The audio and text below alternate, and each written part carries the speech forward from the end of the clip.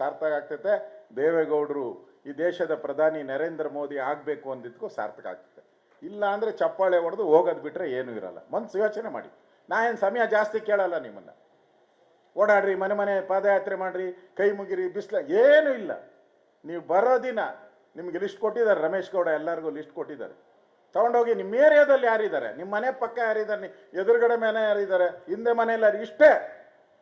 ದೂರನೂ ಹೋಗ್ಬೇಡಿ ನೀವು. ನಿಮ್ಮ ಮನೆ ಸುತ್ತು ಇರೋವಂಥವ್ರನ್ನ 4 ಜನ ಮಾತಾಡ್ಕೊಂಡು ಫೋನಲ್ಲಿ, ನಾನು ಇಷ್ಟು ಗಂಟೆಗೆ ಹೊರಡ್ತೀನಪ್ಪ, ನಮ್ಮದು ಪೋಲಿಂಗ್ ಸ್ಟೇಷನ್ನು ಈ ಥರ ಜಯನಗರದಲ್ಲಿದೆ, ನಮ್ಮದು RR ನಗರದಲ್ಲಿದೆ, ಎಲ್ಲೋ ಒಂದು ಕಡೆ ಬೊಮ್ಮನಹಳ್ಳಿಯಲ್ಲಿದೆ, ಎಲ್ಲೋ ಒಂದು ಕಡೆ ಹೇಳಿ ನಾನು ಹೋಗ್ತಾ ಇದ್ದೀನಿ, ನೀವೆಲ್ಲ ಬರಬೇಕು ಅಂತ ಕರ್ಕೊಂಡು ಅವ್ರಿಗೆ ಏನಾನ ಕಾಫಿ ಕೊಡಿಸಿ ಸೀದಾ ಕರ್ಕೊಂಡು ಓಟ್ ಹಾಕಿ ಬಂದರೆ ಈ ಸಭೆ ಮಾಡಿದ್ಕೂ ಸಾರ್ಥಕ ಆಗ್ತೈತೆ. ಆ ದೇವೇಗೌಡರು ಗೆದ್ದೇ ಗೆಲ್ತಾರೆ. ಆ ವಿನಂತಿಯನ್ನು ನಾನು ಮಾಡ್ತಾ ಇದ್ದೀನಿ. ಇದು ಇಂಪಾರ್ಟೆಂಟು. ಚುನಾವಣೆಗೆ ನಾವೇನು ಮಾಡ್ತೀರಿ ಅಂತ ಇಂಪಾರ್ಟೆಂಟು. ಚುನಾವಣೆಗೆ ನಾವೇನು ಕೆಲಸ ಮಾಡಿದ್ರಿ ಅಂತ ಇಂಪಾರ್ಟೆಂಟು. ಹಾಗೆ ಹೋಗಲ್ಲ. ಇವರು ಕಾಂಗ್ರೆಸ್ ಅವ್ರು ಇರೋ ಕೊಳೆಯನ್ನು ತೊಳಿಬೇಕಾದ್ರೆ ಸರ್ಫ್ ಹಾಕಿ ಪರ್ಕೆ ತಗೊಂಡು ತೊಳಿಬೇಕೀಗ. ಅಷ್ಟು ಕುಲಿಗೆಡಿಸ್ಬಿಟ್ಟಿದ್ದಾರೆ. ಸರ್ಫ್ ಹಾಕಬೇಕು ಅಂದ್ರೆ ಕೈ ನಾವೆಲ್ಲ ಸೋಪ್ ಮಾಡ್ಕೊಬೇಕು, ಪರ್ಕೆ ತಗೊಳ್ಬೇಕು ಗುಡ್ಸಕ್ಕೆ. ಇಲ್ಲ ಹಂಗೆ ಹೋಗು ಅಂದ್ರೆ ಮಂತ್ರ ಹಾಕಿದ್ರೆ ಯಾವ ಮಾವಿನಕಾಯಿನೂ ಉದುರಲ್ಲ. ನಿಮ್ಗೆ ಗೊತ್ತಿರಲಿ. ಈಗ ಎಲ್ಲ ಮುಗ್ದೋಗಿದೆ. 6 ಫೇಸ್ ಎಲೆಕ್ಷನ್ ಮುಗ್ದಿದೆ. ಇನ್ನೊಂದೇ ಒಂದು ಫೇಸ್ ಎಲೆಕ್ಷನ್ ಇರೋದು. ಅಶ್ವತ್ಥನಾರಾಯಣ ಅಲ್ಲಪ್ಪನ ಇನ್ನೊಂದೇ ಫೇಸ್ ಎಲೆಕ್ಷನ್ ಇರೋದು 1ನೇ ತಾರೀಕು. ನೋಡಿ, ಅದು ಒಂದೇ. ಬಿಜೆಪಿಗೆಲ್ಲ ಒಂದೇ.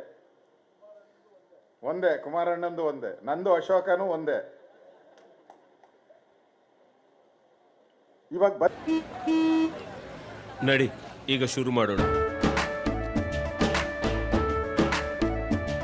ಕೇಸರಿಯಿಂದ ಮನೋಲ್ಲಾಸ ಮನಸ್ಸು ಮತ್ತೇರಿ ಕುಣಿದಾಡಿದೆ ನೋಡು, ಮನಸ್ಸು ಮತ್ತೇರಿ ಕುಣಿದಾಡಿದೆ ನೋಡು. ಕ್ಷಣ ಕ್ಷಣವೂ ಆಚರಿಸಿ ಕೇಸರಿ ಹಬ್ಬ.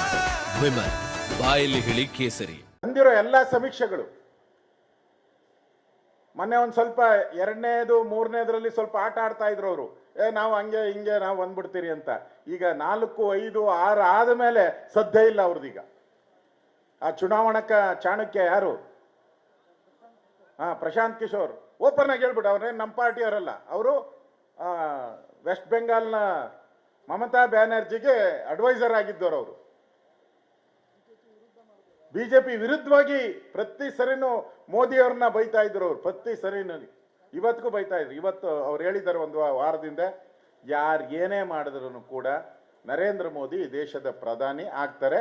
ಬಿಜೆಪಿ ಒಂದೇ ಇಂಡಿವಿಜುವಲ್ ಆಗಿ 300 ಆಸುಪಾಸು ಬರುತ್ತೆ. ಟೋಟಲ್ ಆಗಿ ಎಲ್ಲಾನು ಕೂಡ 370 ದಾಟ್ತೈತೆ ಅಂತ ಹೇಳಿದ್ರು. ಇದಕ್ಕಿಂತ ಇನ್ನೇನು ಬೇಕು? ನರೇಂದ್ರ ಮೋದಿ ಪ್ರಧಾನಿ ಆದ್ಮೇಲೆ ಈ ಕಾಂಗ್ರೆಸ್ಸರು, ಭ್ರಷ್ಟ ಕಾಂಗ್ರೆಸ್ಸವರು ಇರ್ಬೇಕಂತ ಯೋಚನೆ ಮಾಡ್ಬೇಕಲ್ಲ ನಾವು. ಆ ಯೋಚನೆ ಮಾಡ್ಬೇಕಾದ್ರೆ ಈ ಚುನಾವಣೆ ಗೆದ್ರೆ ತಾನೇ ನಮ್ಗೇನ. ಈ ಚುನಾವಣೆ ಗೆಲ್ಲಬೇಕು ನಾವು.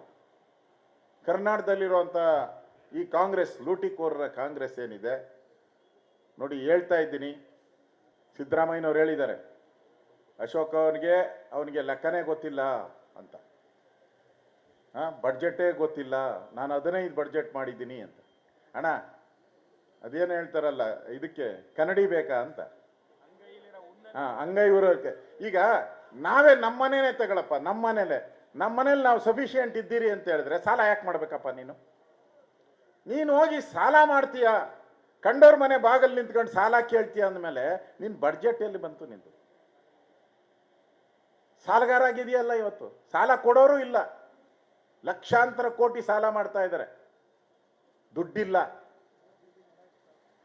BDA ಕಾಂಪ್ಲೆಕ್ಸ್ಗಳಿದ್ವು, ಸುಮಾರು 3,000 ಕೋಟಿ ಬೆಲೆ ಬಾಳ್ತಾ ಇದೆ BDA ಕಾಂಪ್ಲೆಕ್ಸ್ಗಳು ಬೆಂಗಳೂರಲ್ಲಿರೋದು. ಯಾರೋ ಪುಣ್ಯಾತ್ಮರು ಲಕ್ಷ್ಮಣರಾವ್ ಅಂತವರೆಲ್ಲ ಹಿಂದೆ ಅದನ್ನ ಕಾಪಾಡಿಕೊಂಡು ಅದನ್ನ ಕಾಂಪ್ಲೆಕ್ಸ್ಗಳು ಮಾಡಿ ಜನಗಳಿಗೆ ಸಹಾಯ ಮಾಡಿದ್ರು. ಅದನ್ನ ಇವತ್ತು ಮಾರಾಟಕ್ಕೆ ಇಕ್ಕಿದ್ದಾರೆ, ಮಾರಾಟಕ್ಕೆ ಹೊರಟು ಬಿಟ್ಟಿದ್ದಾರೆ. ಅದನ್ನೆಲ್ಲ ಯಾರೋ ಪುಣ್ಯಾತ್ಮ ಇವರೆಲ್ಲ ಮಾಡಿದ್ದು. ಆ ಪುಣ್ಯಾತ್ಮ ಮಾಡಿದ್ದಂಥ ಸಂಪಾದನೆನೂ ಕೂಡ ಅದರಿಂದ ಒಂದಷ್ಟು ಬಾಡಿಗೆ ಬರ್ತಾ ಇತ್ತು. ಈ ಕೋಳಿ ಮೊಟ್ಟೆ ಇಕ್ತೈತಲ್ಲ, ದಿನಾ ಅವನನ್ನು ಮೊಟ್ಟೆ ಇಕ್ತಾ ಇತ್ತಂತೆ. ಅವನಿಗನ್ಸ್ತು, ಏಯ್ ದಿನ ಯಾಕೆ ಕೋಳಿನೇ ತಿಂದು ಬಿಡೋಣ ಅಂತ. ಹಂಗೆ ತಿನ್ನಕ್ಕೆ ಹೊರಟಿದ್ದಾರೆ ಇವರು, ಕೋಳಿನೇ ತಿನ್ನಕ್ಕೆ ಹೊರಟಿದ್ದಾರೆ ಇವತ್ತು ಕಾಂಗ್ರೆಸ್. 100 ಕೋಳಿನೂ ಇಲ್ಲ ಮೊಟ್ಟೆನೂ ಇಲ್ಲ, ಎರಡನ್ನೂ ತಿಂದಾಕ್ತಾ ಇದ್ದಾರೆ. ಈಗ ಎಲ್ಲ ಕಳಿಸ್ಬೇಕಲ್ಲ ATM ಆಗಿ. ಅಲ್ಲಿ ಬೇರೆ ಗತಿ ಇಲ್ಲ ಇವ್ರಿಗೆ. ಡೆಲ್ಲಿಯಲ್ಲಿರೋ ಅಂತ ಕಾಂಗ್ರೆಸ್ ನಾಯಕರಿಗೆ ಇವರೇ ಗತಿ. ಈಗ ಇಲ್ಲಿಂದ ದುಡ್ಡು ಹೊಡಿಬೇಕು, ಅಲ್ಲಿ ಕಳಿಸ್ಬೇಕು. ಗೊತ್ತಲ್ಲ ಮೋದಿಯವರು ಎಷ್ಟು ಸಾವಿರಾರು ಕೋಟಿ ಹಿಡಿದಿದ್ದಾರೆ. ಸಾವಿರಾರು ಕೋಟಿ ದುಡ್ಡು ಸೀಸ್ ಆಗಿರೋದು, ಹೈಯೆಸ್ಟ್ ದುಡ್ಡು ಇತಿಹಾಸದ ಯಾವುದೇ ಎಲೆಕ್ಷನಲ್ಲಿ ಅಷ್ಟು ಸೀಸ್ ಆಗಿಲ್ಲ. ಅಷ್ಟು ಸೀಸ್ ಆಗಿದೆ, ಎಲ್ಲ ಕಾಂಗ್ರೆಸ್ ಅವ್ರ ಮನೆಯಲ್ಲೇ ಸಿಕ್ಕಿರೋದು.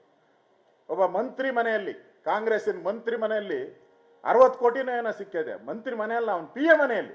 ಅವನ ಮನೆಯಲ್ಲಿ ಎಷ್ಟು ಸಿಕ್ಕಿದೆ ಗೊತ್ತಿಲ್ಲ, PA ಮನೆಯಲ್ಲಿ ಸಿಕ್ಕಿದೆ. ಅಂದ್ರೆ ಇಲ್ಲಿ ಲೆಕ್ಕ ಹಾಕಳಿ, ಇಲ್ಲಿ ನಮ್ಮ ಕಾಂಗ್ರೆಸ್ ಅವ್ರ ಮನೆಗಳಲ್ಲಿ ಎಷ್ಟೆಷ್ಟು ಇರಬೇಕು ಅಂತ ಲೆಕ್ಕ ಹಾಕಳಿ. ಅದರಿಂದ ಈ ಕಾಂಗ್ರೆಸ್ ಸರ್ಕಾರ ಬಂದು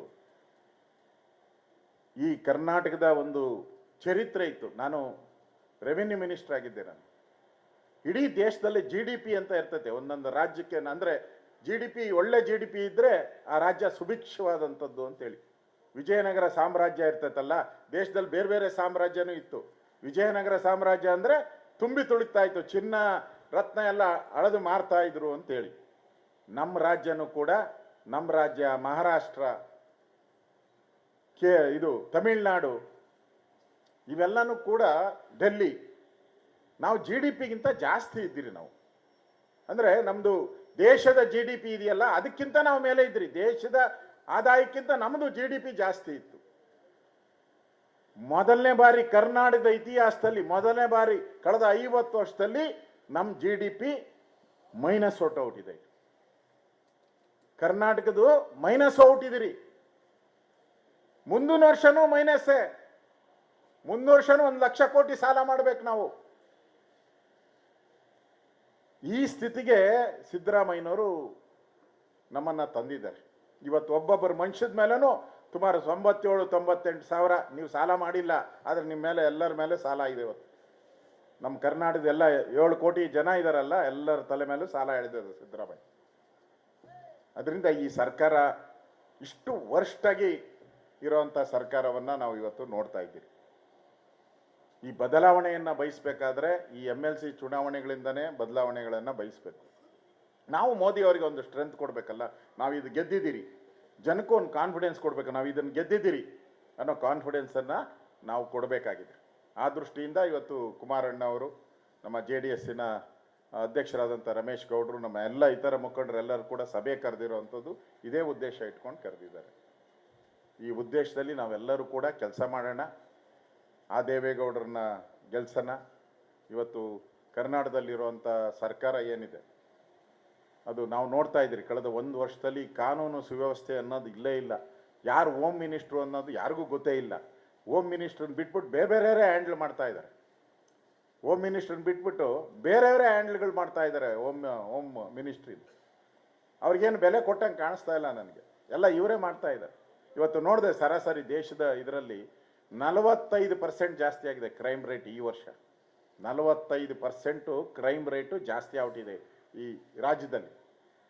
ಕೇಳೋರಿಲ್ಲ ಯಾರು. ಹೆಣ್ಣುಮಕ್ಕಳು ಶಾಲೆಗೆ ಹೋದ್ರೆ ಗ್ಯಾರಂಟಿ ಇಲ್ಲ ಮನೆಗೆ. ಹೆಣ್ಣುಮಕ್ಕಳು ಉದ್ಯೋಗಕ್ಕೆ ಹೋದ್ರೆ ಕೇಳಂಗಿಲ್ಲ ಮನೆಯಲ್ಲಿ, ಕೊಲೆ. ಇವತ್ತು ಲೂಟಿ ದೊಂಬಿ ನೋಡ್ತಾ ಇದ್ದೀರಾ, ಇದರಲ್ಲೆಲ್ಲ ಲೂಟಿ ಆಗ್ತಾ ಇರೋದು. ಪೊಲೀಸ್ ಸ್ಟೇಷನ್ ನುಗ್ಗಿ ಹೊಡಿತಾರೆ ರೇವ್ ಪಾರ್ಟಿಗಳು. ಮೊನ್ನೆ RR-ನಗರದ ಒಂದು ಪೊಲೀಸ್ ಸ್ಟೇಷನ್ನಲ್ಲಿ ಹೋಗಿ ಸಬ್ ಇನ್ಸ್ಪೆಕ್ಟ್ರು ಹೆಣ್ಣುಮಗಳನ್ನ ಪೊಲೀಸ್ ಸ್ಟೇಷನ್ನಲ್ಲೇ ಹೊಡೆದಾಕ್ಬಿಟ್ಟವ್ರು ಹೋಗಿ. ಇನ್ನು ಕೇಸೇ ಮಾಡಿಲ್ಲ, ಕೇಸೇ ಆಗಿಲ್ಲ. ಮೊನ್ನೆ ಮಂಗಳೂರಲ್ಲಿ, ಉಡುಪಿಯಲ್ಲಿ ದಾಂಧಲೆ, ವಾರ್, ಮಚ್ಚು ಲಾಂಗ್ ತಗೊಂಡು ವಾರ್ ಮಾಡ್ತಾ ಇದ್ದಾರೆ, ಕೇಳೋರೇ ಇಲ್ಲ. ಈ ಥರ ಕರ್ನಾಟಕದಲ್ಲಿ ಇವತ್ತು ಸರ್ಕಾರ ನಡೀತಾ ಇದೆ. ಇದಕ್ಕೆಲ್ಲ ಒಂದೇ ಒಂದು ಮಂತ್ರ, ನಾವು ಮುಂದೆ ಬರ್ತಕ್ಕಂಥ ಚುನಾವಣೆಗಳು ಏನಿದೆ, ಈ ವಿಧಾನ ಪರಿಷತ್ ಚುನಾವಣೆ, ಅದರಲ್ಲಿ ನಾವು ನಮ್ಮ ಅಭ್ಯರ್ಥಿಯನ್ನು ಗೆಲ್ಲಿಸುವಂಥ ಕೆಲಸವನ್ನು ನಾವೆಲ್ಲರೂ ಕೂಡ ಪ್ರಾಮಾಣಿಕವಾಗಿ ನಾವು ಮಾಡೋಣ. ಮೊನ್ನೆ ಯಾರೋ ಶಿವರಾಮೇಗೌಡ ಅಂತ ನಮ್ಮ ಪಾರ್ಟಿಯಲ್ಲಿ ಏನು ಇಲ್ಲ, ಅವರು ರಾಜೀನಾಮೆ ಕೊಟ್ಟವರಂತೆ. ನನಗೆ ಗೊತ್ತಿಲ್ಲ ಯಾವ ಪಾರ್ಟಿಗೆ ರಾಜೀನಾಮೆ ಕೊಟ್ಟರು. ಅವ್ರು ಹೇಳಿದ್ದಾರೆ, ನೋಡು ಕುಮಾರಣ್ಣನ ಮೇಲೆ ಎಲ್ಲ ಆಪಾದನೆ ಮಾಡಿಬಿಡ್ರಿ, ನಾನು ಮೋದಿಗೆ ಹೇಳ್ಬಿಟ್ಟು JDSನ BJPನ ಭಾಗ ಮಾಡಿಬಿಡ್ತೀನಿ ಅಂತ. ಎಂಚ ಚಂಡಾಳ್ರಿ ಇವರು ಲೆಕ್ಕ ಹಾಕಳಿ. ಅಂದ್ರೆ ಕಾಂಗ್ರೆಸ್ ಅವ್ರ ಐಡಿಯಲ್ಲಿ ಲೆಕ್ಕ ಹಾಕೊಳ್ಳಿ. ಹಾ ಅಲ್ಲ, ಎಂತ ಐಡಿಯಾ ಇವ್ರದ್ದು, ಎಂತ ಕುತಂತ್ರಿಗಳು ಇವರು ಅಂತೇಳಿ. ಅಂದ್ರೆ ಅವ್ರಿಗೆ ಎದುರ್ಸಕ್ ಧೈರ್ಯ ಇಲ್ಲ ಅವ್ರಿಗೆ. ಇದಲ್ಲ, ಮುಂದೆ ಬರೋಂತ ಏನಾದ್ರೂ MLA ಎಲೆಕ್ಷನ್ ಬಂದ್ರೆ BJP JDS ಒಟ್ಟಿಗೆ ಹೋದ್ರೆ ನಮ್ಗೆ ಉಳ್ಗಾಲ ಇಲ್ಲ, ಅದಕ್ಕೆ ಬರೆದು ಮಾಡ್ಕೊಂಬಿಟ್ಟಿದ್ದಾರೆ. ಸರ್ವೇನೇ ಬೇಡ, ಅದಕ್ಕೆ ಸರ್ವೇನೇ ಬೇಕಾಗಿಲ್ಲ. ನಾವಿಬ್ರು ಒಟ್ಟಿಗೆ MLA ಎಲೆಕ್ಷನ್ಗೆ ಹೋದ್ರೆ ಅವ್ರ ಗ್ಯಾರಂಟಿ ತೋಪು, ಗ್ಯಾರಂಟಿ ಚೊಂಬೆ. ಹಾಕಿದ್ರಲ್ಲ ಅಡ್ವರ್ಟೈಸ್ಮೆಂಟು, ಆ ಚೊಂಬು ಅವ್ರ ಕೈ ಕೊಟ್ಬಿಡ್ತೀರ ಅಷ್ಟೇ ನಾವು. ಅದು ಗೊತ್ತಾಗಿ ಈಗ ಈ ಟ್ರಿಕ್ಸ್ ಅನ್ನ ಮಾಡ್ತಾ ಇದ್ದಾರೆ. ಅದಕ್ಕೆ ನಾವು JDS ಕಾರ್ಯಕರ್ತರು ಎಚ್ಚರದಿಂದ ಇರಬೇಕು. ನಾವು ಈ ಚುನಾವಣೆಯನ್ನ ನಮ್ಮ ಚುನಾವಣೆ ಅಂತ ತಿಳ್ಕೊಂಡು ತಾವೆಲ್ಲರೂ ಗೆಲ್ಲಿಸ್ಬೇಕು ಅಂತೇಳಿ ಮತ್ತೊಮ್ಮೆ ಮೊನ್ನೆ ಪಾರ್ಲಿಮೆಂಟ್ ಎಲೆಕ್ಷನ್ಗೆ ತಾವೆಲ್ಲ ಸಹಾಯ ಮಾಡಿದ್ದೀರಾ. ನಿಮ್ಮೆಲ್ಲರಿಗೂ ಧನ್ಯವಾದಗಳನ್ನು, ಅಭಿನಂದನೆಗಳನ್ನು ಸಲ್ಲಿಸ್ತಾ ಇದ್ದೀನಿ.